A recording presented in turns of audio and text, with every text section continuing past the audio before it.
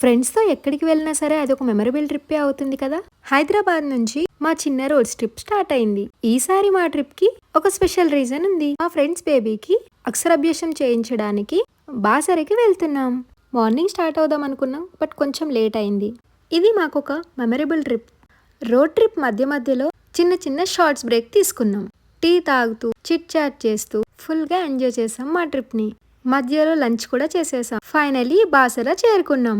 శ్రీ జ్ఞాన సరస్వతి అమ్మవారి దేవస్థానం. టికెట్స్ వచ్చేసి ఇక్కడ వచ్చాక తీసుకోవాలి. మేము వచ్చేసి స్పెషల్ దర్శనం తీసుకున్నాం. అలాగే బేబీతో పాటు పేరెంట్స్ కి ఎలా ఉంటుంది, వాళ్ళు కాకుండా వాళ్ళతో పాటు ఇంకెవరైనా వెళ్ళాలనుకుంటే పర్ హెడ్ 100 రూపీస్ పే చేసి టికెట్ తీసుకొని వెళ్లాల్సి వస్తుంది. టెంపుల్ అయితే చాలా పెద్దగా చాలా ప్రశాంతంగా అనిపించింది. ఇక్కడ వచ్చేసి బేబీ అక్షరాభ్యాసంకి కావాల్సిన ఐటమ్స్ అన్ని తీసుకున్నాము. స్లేట్, పెన్సిల్ అండ్ పూజకు కావాల్సిన సామాగ్రి మొత్తం తీసుకొని లోపలికి వెళ్ళడానికి స్టార్ట్ అయ్యాం. అండ్ టెంపుల్ లోపలికి ఫోన్ అయితే అలౌ లేదు.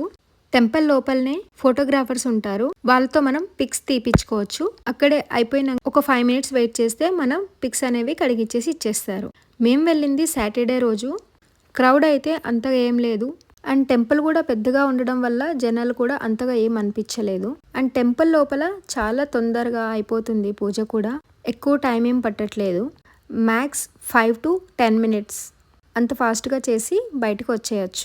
ఇలా పంతులు అక్షరాభ్యాసం చేపిస్తారు. నేను వాళ్ళకి అడిగిచ్చిన ఫోటోని తీసి ఇక్కడ పెడుతున్నాను. తర్వాత మేము బయటకు వచ్చాక ఈ క్లిప్స్ అనేవి తీసుకున్నాము. లోపల వీడియో క్లిప్స్ ఏమి రాలేదు కాబట్టి సో మళ్ళీ మేమే టెంపుల్ బయట కూర్చొని అక్షరాభ్యాసం చేయించేసాం.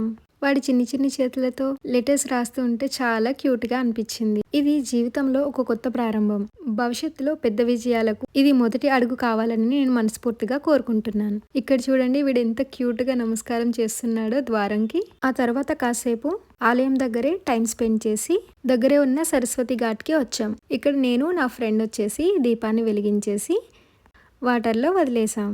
ఈ బాసరా ట్రిప్ మా అందరికి ఒక స్పెషల్ మూమెంట్ అయింది. ఇలాంటి మూమెంట్స్ మీతో షేర్ చేసుకోవడం నాకు చాలా హ్యాపీగా ఉంది. అండ్ ఇక్కడికి దగ్గరలోనే గంగా హారతి అనేది జరుగుతూ ఉంటుంది ఎవ్రీడే.